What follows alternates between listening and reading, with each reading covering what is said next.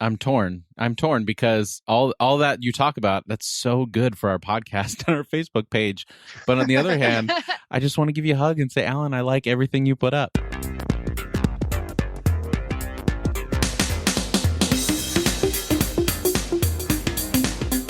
Hello, everyone, and welcome to Irenicast. I'm your host, Jeff, and with me, as always, is my brother-in-law, Alan, and his cousin and my friend, Mona.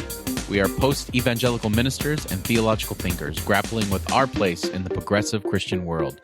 Thank you for joining us for another conversation on faith and culture. This week, we are going to be talking about social media. Is social media really all that social? And then after our conversation, we are going to be bringing back a segment, I think from our very second episode, but I'm not 100% sure about that, called Famous Christians for 100. So social media, this is a topic that's probably near and dear to all of our hearts in the sense that all of us are on some sort or type of social media, maybe even many of them. And I think that with any new technology, which as we go through the conversation we'll talk about, there's always stigmas attached to it or whatever. People have their impression of what this sort of technology or this sort of trend is going to mean for the future of the next generation or the current generation or whatever stuff is out there. Yeah, I was trying to figure out why, or not figure out, but remember why we wanted to do this topic. I mean, when we sit and talk about the topics we want to talk about, it's usually just, I kind of enjoy talking about that, so let's try it. But what was it specifically? Like, we were wrestling with the question, but I can't remember. One of us was, I don't remember who, but one of us was kind of overloaded with social media. And the question was, is it like detracting from our relationships or just being social people and turning us into something different? And like, how do you center yourself in that? But I'm now asking the question of, I like asking the bigger question of whether or not this is making us more social, as human beings. Yeah, that is a good question. It is a good question. I'll tell you why it matters to me. I met a person recently, a friend who I did this, I'll just say it. I played dodgeball with them, adult dodgeball. As embarrassing as that sounds. Don't be ashamed of that. Awesome. Wear that as a Why would you be freaking badge. Yeah, for sure. And so you find out people are not on Facebook and you're like, is there something wrong with them? Like, what? Were they homeschooled? How can they? Yeah. Well, how can you not have? Did you like kill somebody, or like you're just thinking in your head, like, what are all? There must be something wrong with this person. You think that? Well, I told that to them. What? Wait. How did that go? And then they were like, you have bad social skills. No, it's disarming. All right. It was just anyway. I realized that I put so much stock into stuff like Facebook that it starts to detract from the physical people I'm with in the physical world around me. Like things are not legitimate unless they've been posted. And maybe that's a different question to ask, like from a different angle. But I feel like in that instance, it's making me less of a social person to even be on social media, as sad as that is. I think the question of legitimacy is really important because I sense that too. It's it doesn't seem like things really can happen unless you have like an organizing point, or pics or it didn't happen is what people say. What? They say pics or it didn't happen. Yeah, that kind of thing. Like experience has to be through the lens of a screen or some sort of other camera or network or something in order for it to feel real. So I think legitimacy and reality get really toyed with sometimes, for me anyway. Is it the reality or is it the affirmation? Like, does your reality exist on the affirmation of others? Because we are social creatures. Our constructs are not just individuals, but who we think about what we think about ourselves is in relation to everybody around us. So it makes sense that people need to see me for me to exist. Although, that's kind of weird. I don't know. That can definitely get out of whack quickly, though. For sure. I want to just say before we move on, like there's nothing wrong with you if you don't have Facebook, you don't have Instagram. I don't think people need us to tell them that. Of course, there's nothing wrong with them. There's something wrong with us for feeling like these people are weird if they're not engaged or whatever, according to our ways of being in the world. I mean, really, we're signing up for our for our thought patterns and interactions to be coded in some fashion, right? Like you push a button to affirm people. You word things in a certain way and present yourself in a certain way in that public arena. You're aware of who's seeing your post and who's not seeing your post. You can check to see if people have affirmed you or not. I mean, that's a really coded, like very scripted way of interacting with people. So if you're not involved in social media, you're actually probably you have less socialization happening on you on a regular basis for how you should be interacting with others. In some ways, that's kind of sad that we're trapped into that. I read a piece by this writer who watched their daughter for a day and what she did on her phone, and just kind of digging into what goes on in her brain. And it's sort of tragic. She filters her whole life through, like, you post something, if people don't like it, you delete it. And I mean, I've done that before, but she's constantly like checking all these different apps, seeing, who's interacted, who's affirmed, who hasn't. And so kind of basing her whole reality on that while not really being present in the world she's at. Like, fantastic kid, really engaged in school, like leader of sports and stuff. But the extra level of meaning that exists today for kids just didn't exist when we were younger. So I think that those ways of coding our brain, especially for younger minds, are very influential. And hey, have you ever seen videos of people, home videos of people in the 70s or 80s? Is the weirdest thing. For some reason, I watched this home video on YouTube. We're putting up my home video, and so it showed us a home video of someone else. And I saw these teenagers from the 80s. They were super genuine. They all look like little characters, because they weren't used to a camera being put in their face. And they were all just so interesting. And I feel like with the generations of social media, we become less and less interesting almost, just as people, because we're offloading all of our personality into the cloud instead of kind of embodying it. I think that's my general thought. I don't know if it needs to be mutually exclusive, but I think there's definitely a self-awareness that comes with social media. I've noticed in myself, like I used to be very happy-go-lucky and not care about my appearance at all, just wear t-shirts every day and no makeup, and I didn't give a crap, honestly.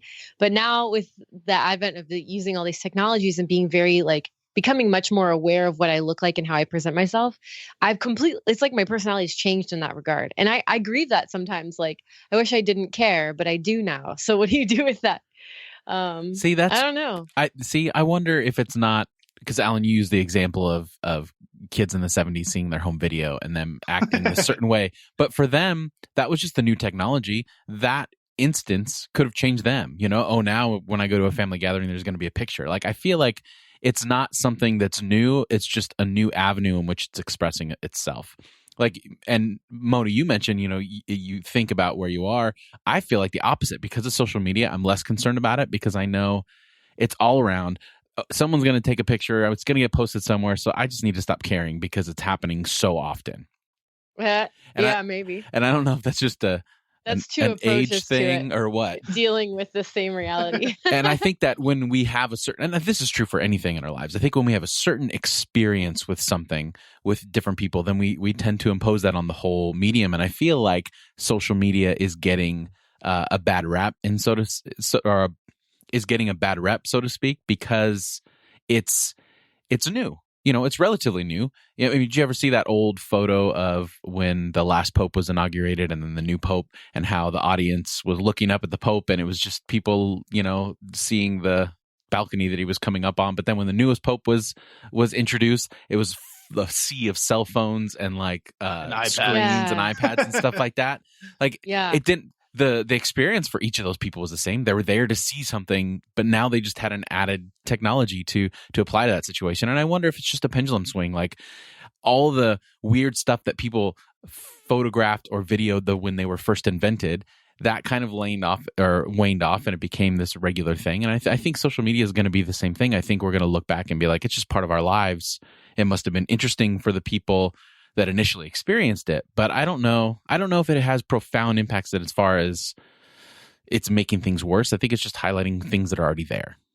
Yeah, I wouldn't use the word worse, but I think worse in some ways. I think there is definitely a big shift happening, and we can see it in our lifetime, because MySpace and stuff didn't exist for us until we were a little bit older, and so looking at the way that it's changing us, you can see it happening in real time. I mean, what I meant by those videos of those kids was they were so, in the old home videos, they were self-possessed, like in their bodies.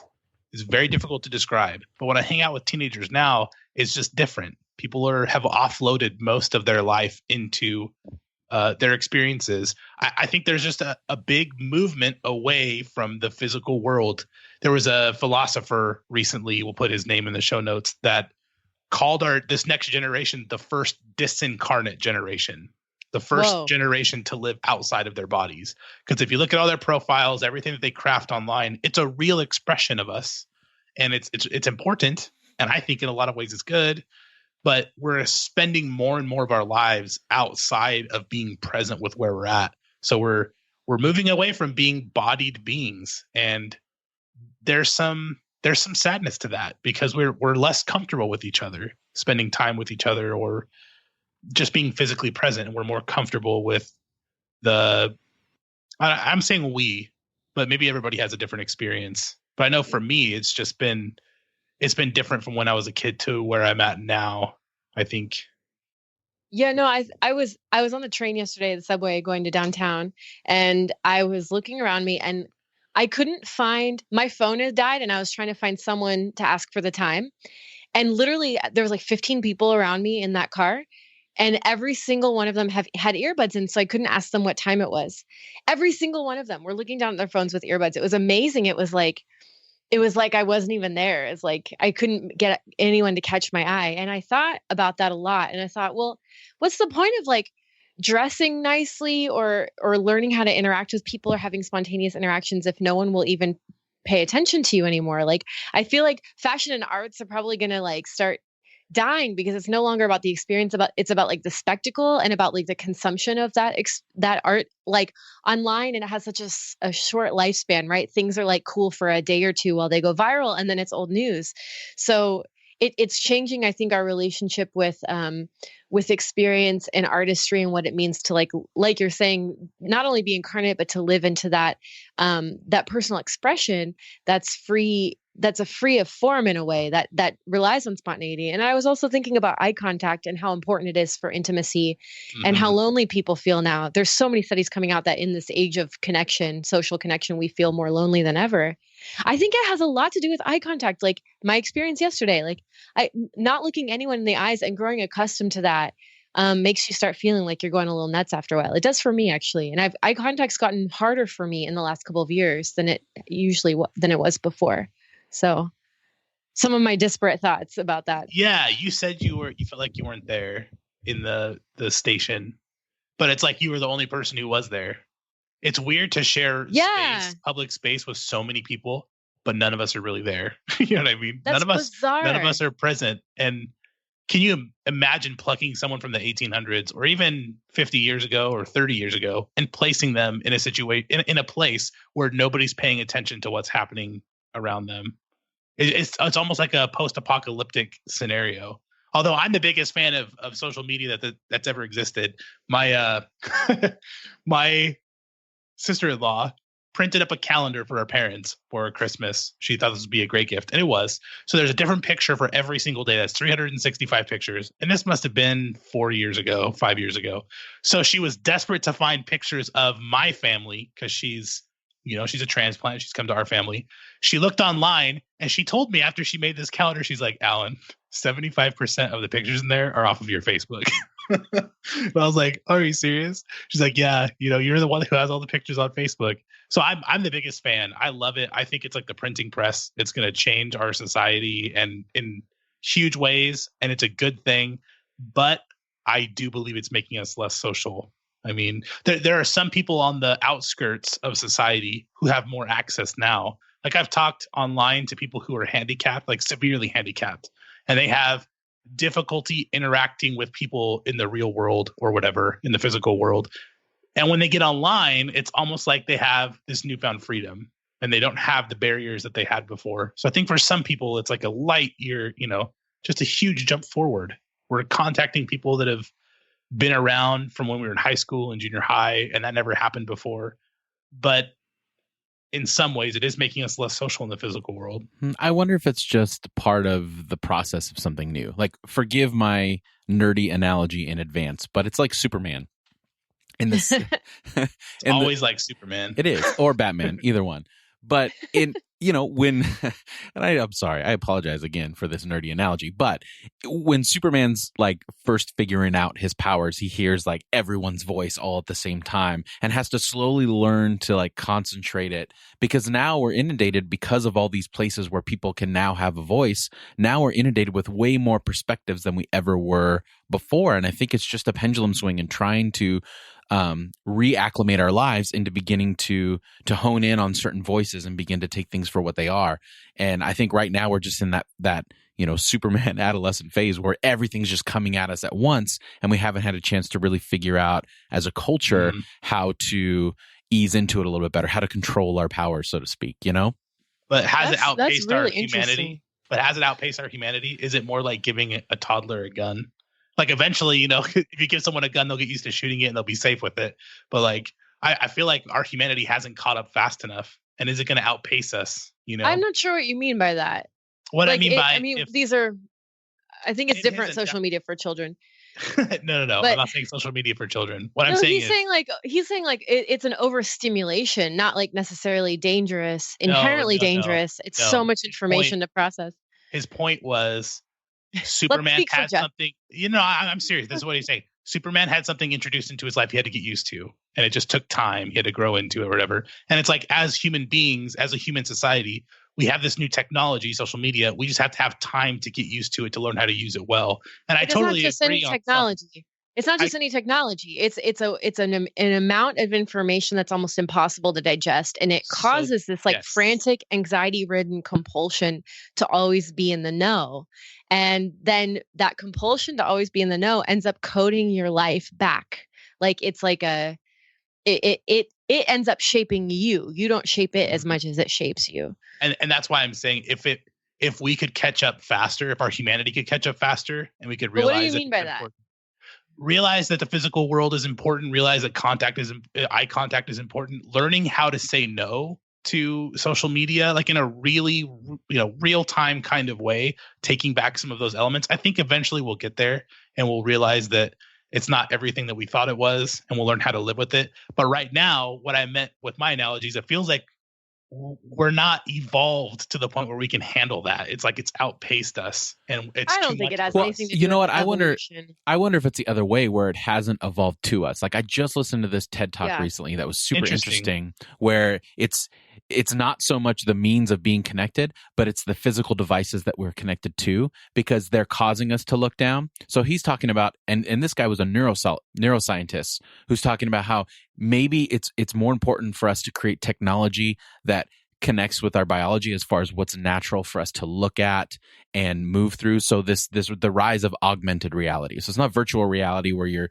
separated from everything else, but it imposes these images onto the reality that's in front of us. So it's more of a physical and brain thing than it is an actual, like, right now for Facebook, I have to put my hand on a phone and look down or look at a screen and disconnect from people. But what if I could look at the person that I'm actually trying to connect? You know what I mean? I'm not fully articulating this very well, but I think like it's Google Glass. Yeah, like Google Glass. Like, that's probably the easiest way to look at it as far as like what the potential is. But I think that there's more potential that can come along with it, and I think it's just a matter of everything correcting itself. But that being said, I also agree that it's helpful to look at this as a tool. And I think that any tool that we have has a dark side to it and needs to be taken lightly. Like when we think in terms of weapons, how they've progressed and worse, and how with each iteration of a new weapon, it takes more and more responsibility to use it in a way that's not totally damaging. Because I think the darker side of social media is that it is so easy to be anonymous. And I think that's where the real danger is in it, is the anonymity that's happening and the online bullying and the trolling and all the stuff that goes along with that. I think it's giving people an avenue to express their, I don't know if dysfunction's the right word, but things that are there. Now it's giving them a new dangerous avenue to express those things in a way that are damaging to people. Well, and we don't really know the effect on young brains of this technology yet. It's so new. that we don't know yet what it means to have people on their cell phones on Facebook for 3 hours a day. And most of the people who troll are young adolescent boys. Actually, that's the majority demographic. And so we don't know yet what it means to grow up in that mental milieu of being exposed to all of that all the time. And I think for me, it's not so much about humanity evolving or even the technology evolving to us, because I think that there's a real danger for me that our technology could evolve to become so much part of our lives, almost in a cyborgy way, that we no longer can interact with nature or reality without stimulation or without assistance from our technologies. And that's already happened. It's already happening. It's already happening. But I mean, like we're looking into the future of like, even in the next 10 years, probably that going to the nth degree. Right. So, but there's studies that have come out that say that people who live in close proximity with nature have much fuller lives and live longer. I mean, there's a real spiritual, physiological, emotional benefits to really actually being able to be present in your world and have a direct connection to the natural world, to people around you. So if we're always putting things in between us and the outside of us, I worry that our brains will. It's like a drug. Like some of these, having that constant stimulation to your brain, like that has neurological effects on your psyche, and so that's why it has an addictive quality, I think, to a lot of people, because it stimulates us. It gives us boosts of adrenaline, endorphins, or pulls on our emotions constantly, and then we need a fix. Like you have to get back on it. Because otherwise you feel emotionally bereft or emotionally dead. And so I think there's a danger for myself. And I think I see a danger for a lot of us, especially for young kids who grow up with this stuff, that they really, that is a psychological dependency that scares me. That's an interesting line of thought, thinking about it as like a chemical dependency in brains. There's probably a lot of research out there that's looked at that. And not to cut you off and go back to what Jeff was saying, but maybe that's what I'm doing. The idea that trolls are the only thing that's sort of negative about social media, or the people in our social media, I think misses the fact that having so many shallow connections is probably taking a toll on us as people. That's what I'm trying to say. Yeah, I think that's what I'm trying to say. It's not just the people who do negative things to us that harm us. It's the fact that we have 1,000 friends on Facebook, but those friendships only go so deep. And so there's like a maintenance aspect to friendship. There's a lot of layers to different relationships. And so people can be surrounded and connected to so many people, but not get what they need out of those relationships. Whereas when you're physically present with people, there's something different, not just eye contact, but other stuff too, And I think that's where the loneliness comes in for our society, the increase in loneliness or whatever. Yeah, like why would you spend time talking to someone if you can go on their Facebook and learn all this stuff about them? Like why even ask them questions? Why probe into their life? Why hear their perspective? Because like if all of our language and social interactions are pretty coded and pretty standardized and pretty similar, then like why take the time to see the unique particularities of someone's personality if it just looks like everybody else's personality? Like we're not differentiating anymore, right? But on the other side of that, like look at how many people on your Facebook feed that if you didn't have Facebook, you probably never would have heard from again. That is true. That's true. Like there's no connection. To me, little connection is better than no connection. Like I know there are people on my Facebook feed that I'm probably never going to have another conversation with. And I'm not necessarily fine with that, because sometimes it's just life and you can't make an effort to talk to everyone. But I'm certainly glad to know, like, wow, they're doing really well. I'm excited. I can at least send them a like and say, I'm really excited that you just had this kid or you just got this job, and just move on and feel like, it's no different than how I have in my life. I have in my physical world, I have acquaintances that I can look at. Now I can just broaden my base and feel like, wow, we're connected on a certain level. We never would have been connected on any level had it not been for this piece of technology. And I'm fine with that. I love it. It's like one of the greatest inventions that's ever existed. In some ways, it's nice. Yeah, I mean, it has broadened my peripheral of people that I'm just feel connected to. But it seems like it flattens so many relationships into the same bucket. Like I'm hearing status updates from my sisters and people I met once in college that I've never spoken to again. Sure. Yeah. And like everyone, the playing field is so level that it's like, I don't know. Yeah, it is nice to be in touch with people and know what's going on with them. But do you handle it the same way that you do now than you did before?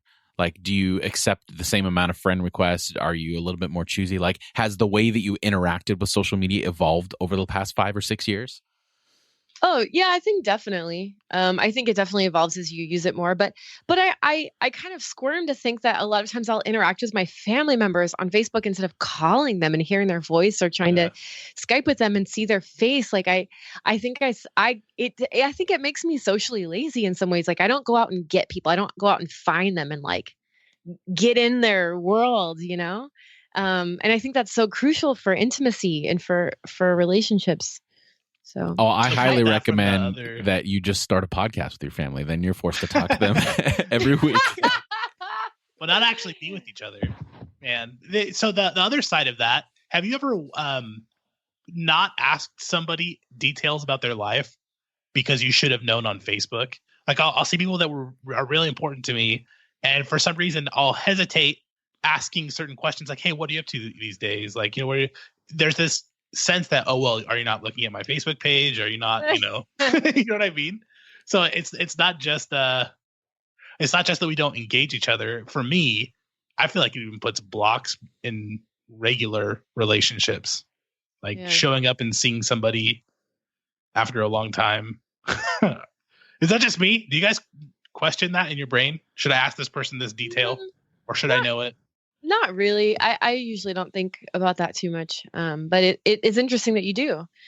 I like crafting my presence online. You know, like I don't know, thinking about like, well, if I post this is what people think of me and this is my identity and this is how I'm perceived. Like it's kind of an interesting game to figure all that out and to, you know, sometimes I'll want to put something really silly and random, but I have all these now work colleagues that are on there and I feel like I have to cultivate my presence to come across as like a dignified person. So I think in that way, I'm at once like fascinated by it professionally, like, but I think it tends to like, it can cultivate some hubris. Like, look how awesome I am. I'm posting this awesome thing, or like stifle your silliness or your creativity where you want to be expressive, but you don't feel like you can because you're afraid of being judged. You're afraid of what people will think. So I think maybe depending on what your personal like proclivities are, your personal struggles, it can be a really hard place, but for different reasons for different people. Or on the other side of that, that it helps you become more self-aware and you can realize like, I don't like this about myself. Maybe I should just be fine with being consistent across the board. And I'm not saying about that I'm just saying that this is, again, it's a tool that we have to find our place in. And that I think whatever's inside of us, it's certainly amplified.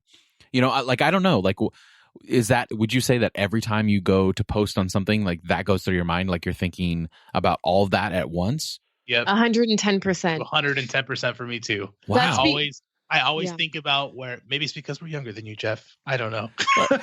We don't need to. I don't think it's that. No, I don't think it's that. I think maybe it's personality. That's gotten worse. That's gotten worse as I'm older. It's because I have so many circles of friends. Like I'm friends with scholars and I'm friends with people from, you know, my upbringing back home. I'm friends with so many different types of people. I'm friends with social justice-y people and I'm friends with conservative people, you know, so it's always like, how is this going to be perceived? How, you know, how, I don't know. So is the real problem in social media or that you've so compartmentalized aspects of your life that you like to keep them separate and social media doesn't allow you to be anything else but one thing? Well, you could create different groups of people on Facebook and only show people certain sides of you depending on that group. Like you can actually do that. It takes so much work though. So I don't know. I think, you know, I think we'll definitely wield these technologies as best we can with the tools that are at our disposal. But do you guys ever think though about the power that people have, like that we willingly relinquish a level of power of like the people who run these organizations have over us? Like I'm thinking of the show. I know, but it's real though, right? Like it's there, it's present. The show Black Mirror on Netflix. Have you seen it? I've seen about half the episodes.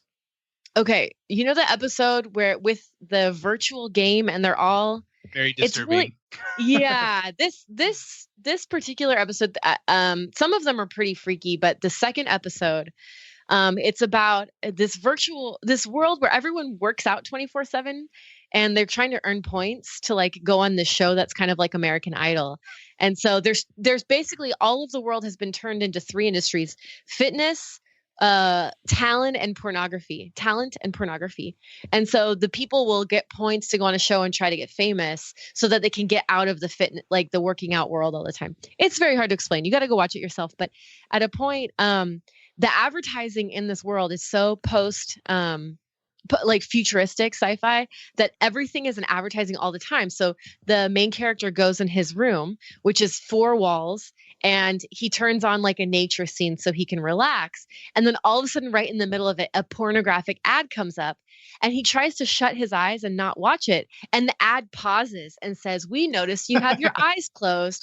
Why don't you open them and we'll continue the ad and let you get back to your programming of your nature show." And you can see the anguish on this guy's face. Like he's being forced, like actually forced to see this stuff. And it gave me the willies, like my skin crawled, because I'm like, we're not that far from that. Like if I'm listening to Pandora online and I pause it and I turn the volume down, the ad will pause. Like when you don't know what the product is that you're buying, you are the product. We've said that before on the show. So it's something interesting to think about, that we think that we're taking advantage of this quote unquote free space, but actually we're being heavily marketed to all the time as we're using it. We just don't realizing it. It's gotten really subtle. So while I don't know. Experiencing a mass exodus from the areas of our life where we do have control. You know what I mean? Yes, exactly. So that's really, I think it only takes a while before we lose those skills. So I guess I think for me, social media makes me less social if it's not a tool conducive to real life. If it's the other way around, if real life is conducive to it, then I think it does have really like bad effects. So maybe I should use Facebook less. Maybe that's what I'm realizing in this conversation. It's not going to happen for me. I love it too much. It's definitely my drug of choice. It blew my dad's mind like 2 days ago. I told him like, "Oh, I'm going to post that later." He's like, "Why don't you post it now?" Because we had seen something and I had wrote something. I was like, "Well, do you really want to know?" He's like, "Yeah." "Well, if you post it this time of the day, it's not going to get any likes." And he's like, "Excuse me?" He's like, "Excuse me?" I was like, "No, it's true. If you post this like late at night or at this time, nobody's really going to see it." And like that's the whole point of posting on Facebook. And he was just like, couldn't understand because he doesn't have one, and he swears he'll never get one, which might be a good thing. But what's interesting though, because I don't think about that at all. I think about we all use it differently, and I'm telling you, there are probably millions of people that think that way, and there are probably millions of people who craft. You talk about crafting your online presence. Part of the crafting of the online presence is showing that you are a well-connected person. And the number of likes that you have on your stuff shows how well connected you are. And so, there's entire entities out there that rate people based on how well connected they are and how much traffic their stuff generates. And so, like starting to craft real life, people will go have experiences in the real world because they know that it's going to translate to better economy online. And so, their whole day is, and there's a little bit of that. I can feel it and see it, and it makes sense to me. But for some people, that's all they'll ever know. They never knew a world before all of this stuff existed, So talking about how social media invades the real world and starts to replace certain things, that's happening a lot.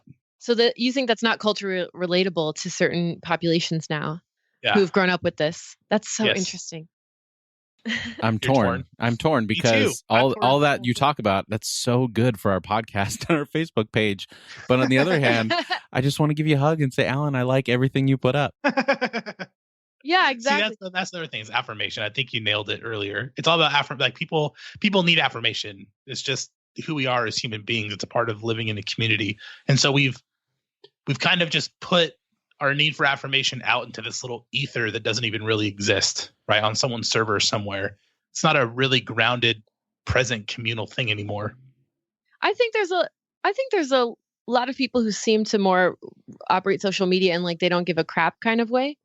I don't know. I don't know if affirmation is the driver for everyone because I don't care how many likes I get for things. Mm-hmm. Unless I'm trying to like promote somebody or like like raise money for a good cause or do something like humanitarian in nature, yes, of course I want, people to like it. But I think of my profile, whatever, is more like a diary of my own life, like a way to catalog it and a way to like remember it, like a big living scrapbook of who I am and what I do. But so if other people enjoy it, that's fine or whatever. But I want people to like, I guess, get a sense of who I am by going and visiting my page. But I don't have to have a bunch of likes to feel good about myself.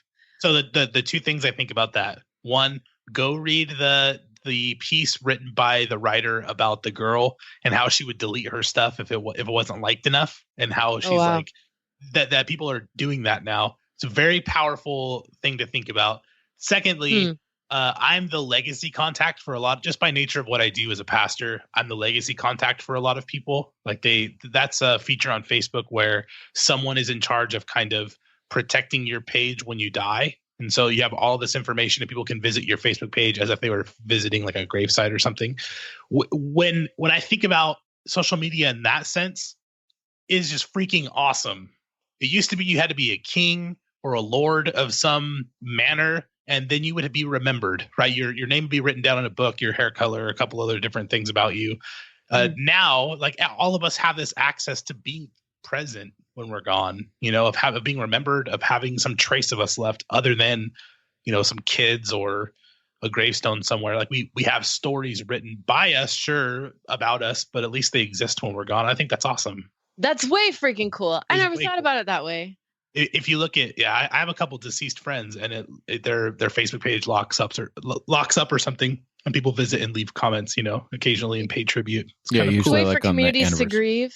Yeah, usually on like the anniversary of when they passed, the people will come on the Facebook and say, "Hey, this is how I missed you this year." Yeah, it can be pretty cool. I love it. Maybe it's because I come from a small town. The small town I'm in, they cultivate everybody who does pass away. And so there's this giant group of all the names of everybody who has been to my high school who have passed away in the last 50 years. It's pretty amazing. And see, that's what I'm saying is I feel like that's what it is. It's like a tool. It has the potential for good and potential for bad. And just like anything else, I'm personally, I'm all about self-evaluation. Like I feel like every year, not necessarily on New Year's or whatever, but I'm always like reevaluating. Where am I? What am I doing? What am I thinking? Who am I becoming? All that kind of stuff. And I think that the more we interact with these different tools, it reveals certain things about us. Now, not all people are going to take advantage of that, and they're just going to kind of go with it and not even take a moment to self-reflect. But I think at the same time, like, on one hand, there's all these ways in which we can get ourselves into trouble. But then on the other hand, there's all these ways in which we can find out more about ourselves and move towards a more, enlightened path or a better person or whatever we want to call it. Project ourselves, look at it, think about it, retool it, that kind of thing. Yeah. So I guess it is really how you use it. I guess it really is your priorities. And I mean, so my little sister is 21, 22. So she's like in a generation below me. And she asked me, I have like a flip phone for some reason. I just never got rid of it, like for the days ago. She was like, Mona, can you bring your flip phone home when you come to visit? Because I want it. And I'm like, why? You have an iPhone 6. And she goes, yeah, I just want to get away from the addiction. Like, I just want to like be free. And I'm like, that's so interesting to me that like younger people want to get away from all of the chatter and the noise and only limit their social media use to like certain, when they're by a computer or whatever, not with them all the time. That it's kind of interesting. It's kind of interesting to me that she would want to do that. But on the other hand, and it just makes me reminds me of something. So I'm not saying this about your sister in general, but then there's other people who are like, no, I got to get away from this addiction. And it becomes this self-righteous spiritual thing, like a fast or you know what I mean? Like sometimes when people like get away from social media, it feels like it's more of a weird, like ultra Christian thing. You know what I mean? I don't know if that's even relevant to the conversation. I know you're talking about. But it feels like the breaking. It feels like the breaking of your secular CDs or something. Yeah, it's the opposite of what you were talking about before, where it's like, where it's like, oh, you're on Facebook. Is there something wrong with you? And they're fine with it. But then the other person, like, because you're looking down the person not being on Facebook, but then the person that's saying, well, I'm taking a break from Facebook is now putting themselves above you because they're this. I don't know. Anyway, I've only seen people do it. I've only seen people do it for health reasons, like for personal health reasons, like mental health reasons. Yeah, I've seen both.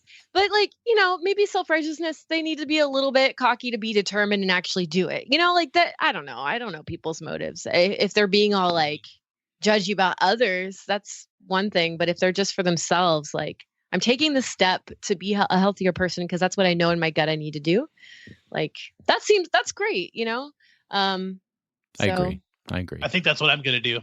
I love Facebook so much. I'll be on there 24/7, but I think I'm going to limit the ways it impacts my real life a little bit and take back some of my personality from the machine that has chewed me up and spit me out. You know, I have a success story actually. So recently I was thinking about moving away from the East Coast because I just have felt so disconnected here and I don't feel like it's my place or like I haven't been able to find my people. Okay, whatever. And there's people looking down at their phones when you're standing right next to them. That's like everywhere, I think. I think that's everywhere. I don't know, but that could be everywhere. But it occurred to me, and actually I was talking to someone from Chile. I have a couple friends who are not from the US, and I was telling them, you know, I want to move because New England's not this or New England's not that. They're like, my friend was like, are you sure it's New England? Because maybe it's you. Maybe you're the one not going out and being friendly. And I stopped and thought about it and was like, oh my God, I've been thinking about this place like a consumer. Like it's not meeting my needs. Instead of how can I go out and do cool things and make friends? Like this is so ridiculous. So anyway, I've gotten a couple different groups of friends together, 2 groups. One is a writer's support group and one is like a creativity workshop group. So we meet once a week and we just like set little goals. Like I'm going to write a poem this week, or I'm going to write a chapter. I'm going to do a photo shoot, or paint a thing, you know, or something like anything, you know, and we're using social media to just connect and communicate and to share our work, but we're meeting in person and we're getting excited about ideas in person. We're playing together. And I can't tell you in a couple short weeks only we've been doing this, I feel so much more alive and connected than I have in months and months. So I think like that's what I was trying to say before. When social media is like a tool to just stay connected when you're not together. But the point is being together and not even being together to get stuff done, but just to be together.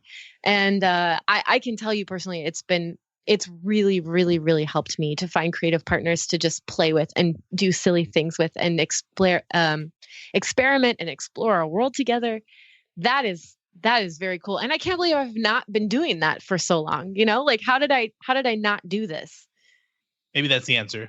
Maybe it's not social media. Maybe it's us. And we just need to learn how to use it differently. Yeah. You know what's funny? I feel like we should subtitle this episode 3 extroverts talk about social media. Because everything you're saying, like, well, it would be so different to hear somebody who's introverted about their take on what social media is like. Interesting. Yeah. We probably should interview more people. But this is how we feel, and that's what matters. I guess if people get sick of us, they just push a button and turn us off. Right? Really? Yeah. Feel free to disagree with us. Say that there's nothing wrong with social media or that there's everything that's wrong, and talk back. And if you do talk back, you're talking back on social media, so you're a hypocrite. Right? Right? Cutting off the branch you're sitting on. Classic logical mistake. Okay, but it's so funny though, because we always ask for interaction. We're like so excited when we get messages and emails and stuff like that.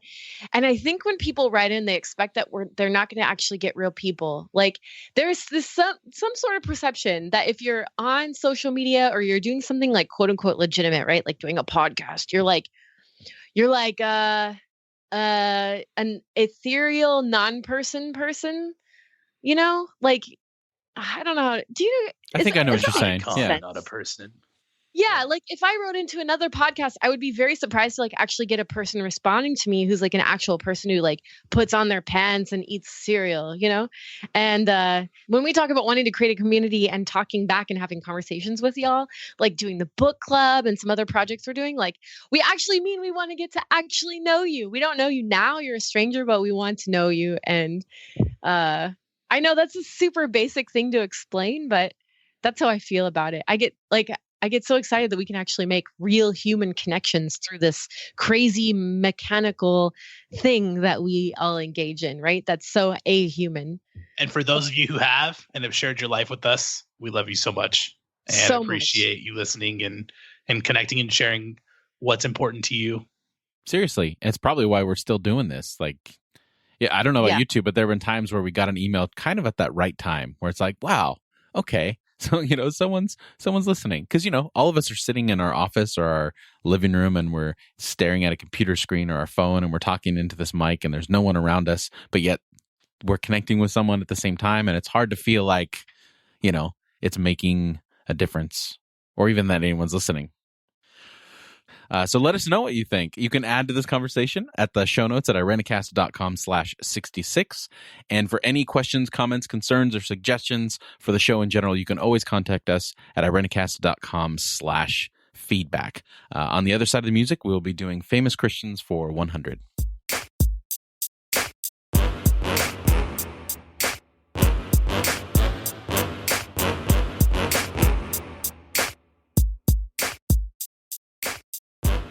So, Famous Christians for 100, how this segment or game works is that each of us have come up with a quote from a famous Christian, alive or dead, and the other hosts have to guess who said that particular quote. Pretty straightforward, pretty simple. I believe we did this on our second episode, but like Jeopardy sure. For 100. Yes, exactly. We were actually pretty proud of ourselves for this little name that we came up for this segment, if I remember right. So, yeah, this was our second episode we did this, which is a great episode, by the way. If you're listening and you're new, check it out. It's about war, and I thought it was one of our best. Anyway. Yeah, I can't believe we did that for our second episode. It was good, yeah. Yeah, I liked it. So sorry for all the regular Christians out there. You're not important enough for us to quote you, but yes. You'll have your day in the sun someday. We only quote the cray crays? Is that what you're saying? No, just the famous ones. Oh, he was famous. Okay. So Jeff, I want to hear yours. One of yours. Okay, I'm going to start out with a bang, a good one. Anyway. Okay, so here's the quote. Listening to #lemonade for the third time as I walk through DIA, which I assume is Denver International Airport.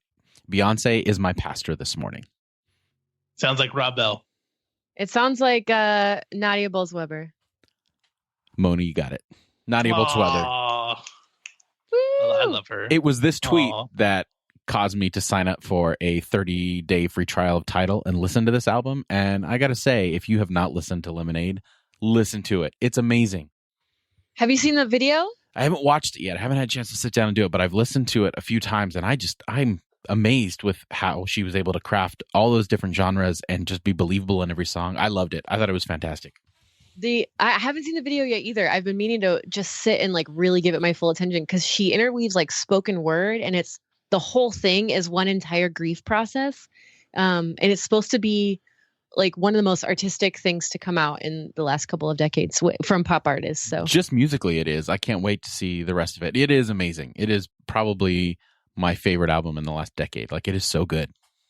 I thought people just really liked Lemonade when it came out. like the drink like Lemonade. They were just talking about randomly. You're Lemonade hilarious. made a comeback. No, I really did think, yeah. Anyway. Well, listen to it. Seriously, the 30-day free trial for Tidal, you can stream it. It is so good. Anyway, that's mine. I thought it was a fun... I like Nadia Bolz-Weber a lot. Her Instagram is my favorite to follow, and she's got a great attitude towards... Anyway, so I went with a nice one to start out with. I have a nice one too, but I'll end off with it. How okay, about that? Good. We'll sandwich between nice. We'll sandwich them. That's there you right. go. All right. So, Mona, how about you go? Sure. Okay.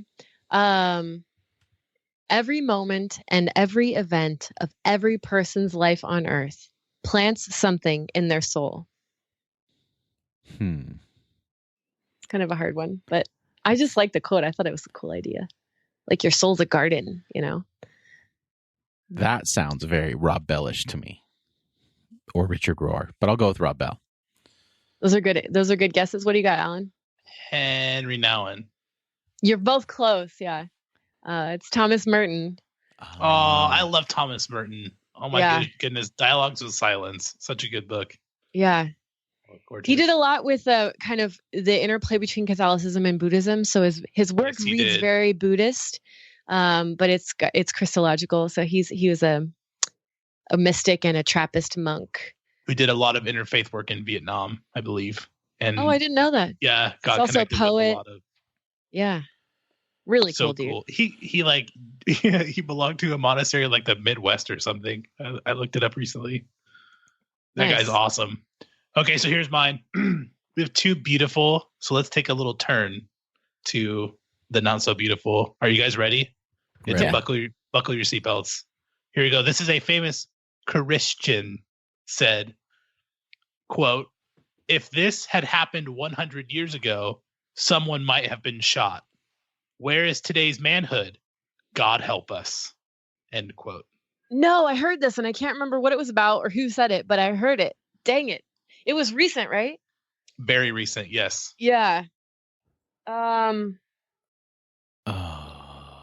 I've heard this too. I don't remember. If this had happened 100 years ago, someone might have been shot. Where is today's manhood? God help us. I'm just gonna go with my default horrible quote. Man, Franklin Graham.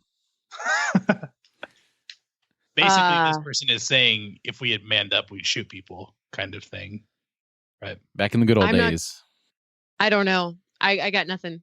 Who is it? It's James Dobson. But this could have been anybody. This could have been Trump, right? It's these white dudes getting really upset that the world is changing. And in the good old days, somebody would have been mutilated, punched, shot, killed. Lynched. And we just need to, exactly, honestly. What was it? What was the context? It was about transgender bathrooms, believe it or not. That's what No I thought. joke. Yeah. Right. Jeff, what's your second one? All right. My second one is... Inspire us, Jeff. I don't know about that. Okay. So Republican Governor Nathan Deal has sold us out to the state of Georgia. By vetoing the Free Exercise Protection Act this morning, he warmly welcomed the LGBT community and in effect told people of faith that they take second place. Oh, boy. Yeah, don't you hate it when people welcome other people that I are know. not you? And even said warmly welcome. Like, this is a bad thing. Like, that wording alone made me He's like had to use upset this at his quote. grandma for stitching something on a pillow. Well, that's messed up. See, I've been away from the circle for so long that my cornucopia of names has dwindled, right?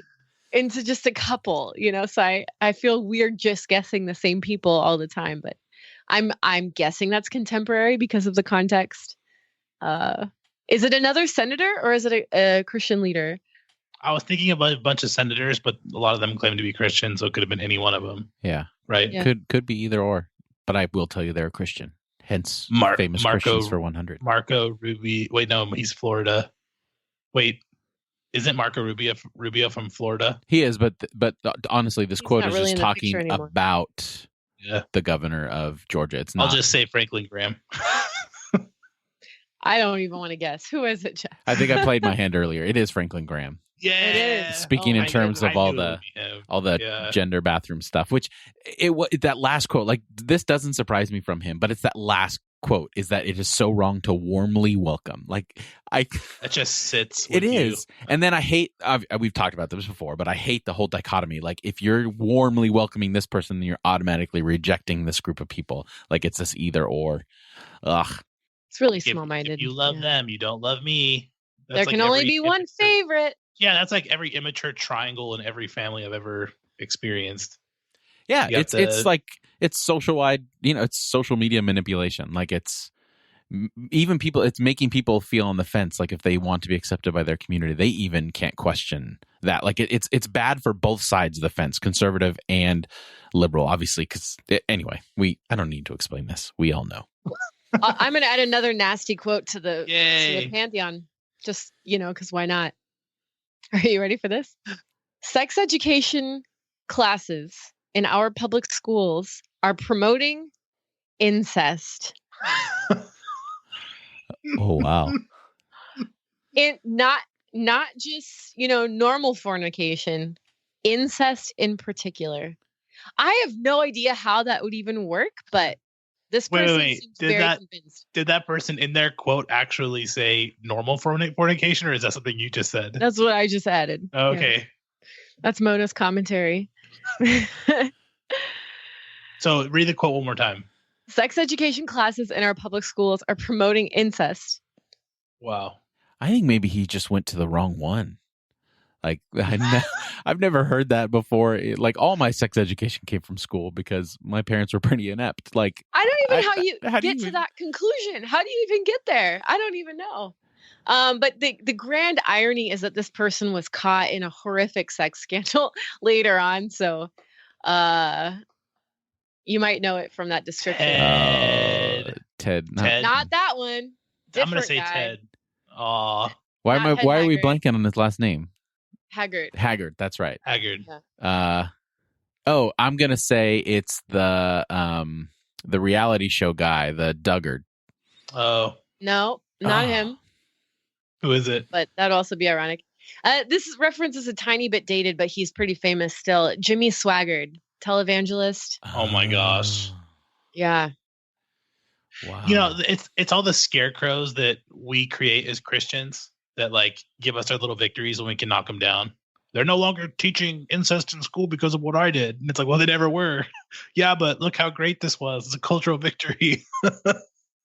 Look at Starbucks. They're no longer putting this on their cups. Like, we create these like phony controversies to make ourselves feel better. I don't know.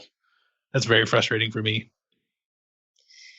Yeah, and this guy was like caught with prostitutes later. So it's like, what the hell? I don't know. It just it boggles my mind how some of like the sickest bastards in our land are drawn to the ministry, you know, like, and they have these like really, really like repressed, dirty imaginations, and they get themselves in horrific trouble. You know, the Ted Haggard story was crazy amounts of scandal, like destroyed like his entire community based on his actions because he was so repressed and refused to get help. And so it's just horribly sad that one person's issues with sexuality in particular can affect so many people, and their mental health can affect so many people. And they're given so much power, and they can even make comebacks and be healed from all of that and come back into the ministry after, and people invite them back. People warmly welcome them back. Like, what is that about? I don't understand it. Like, I don't know.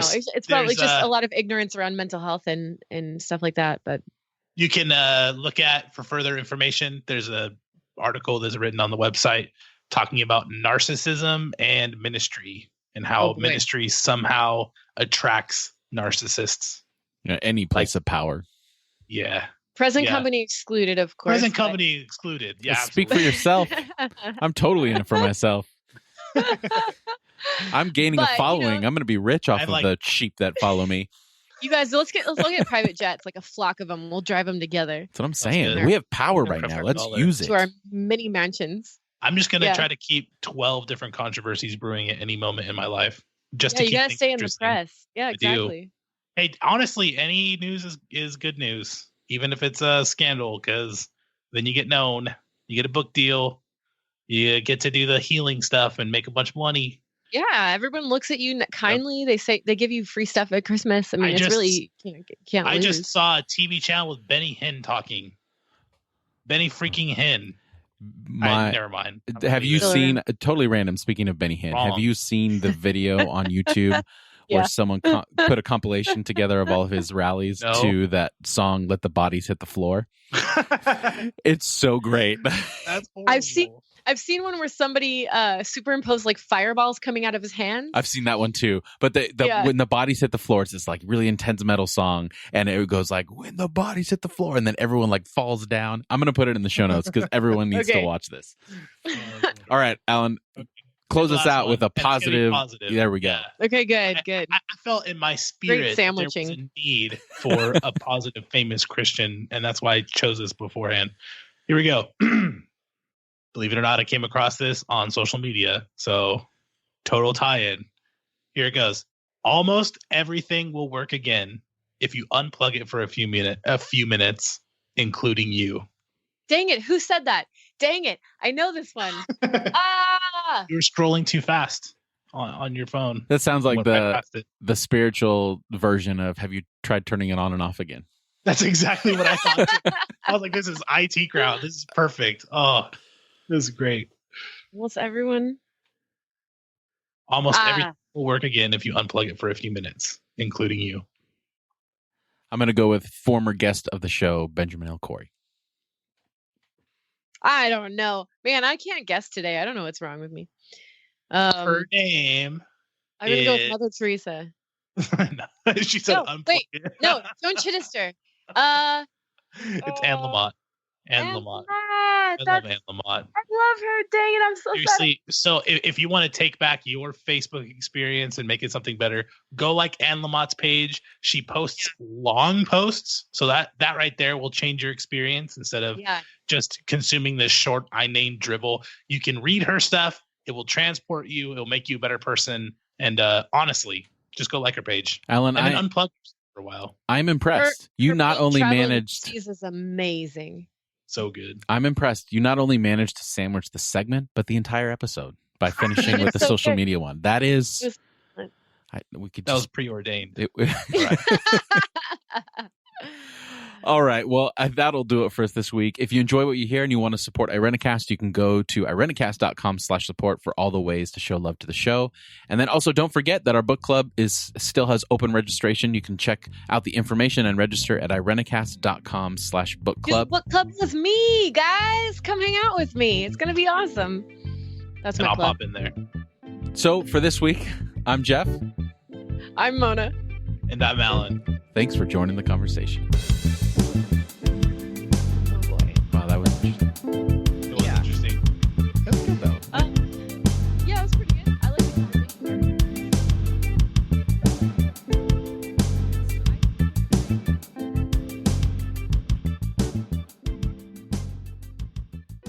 Yes. Go ahead and press stop.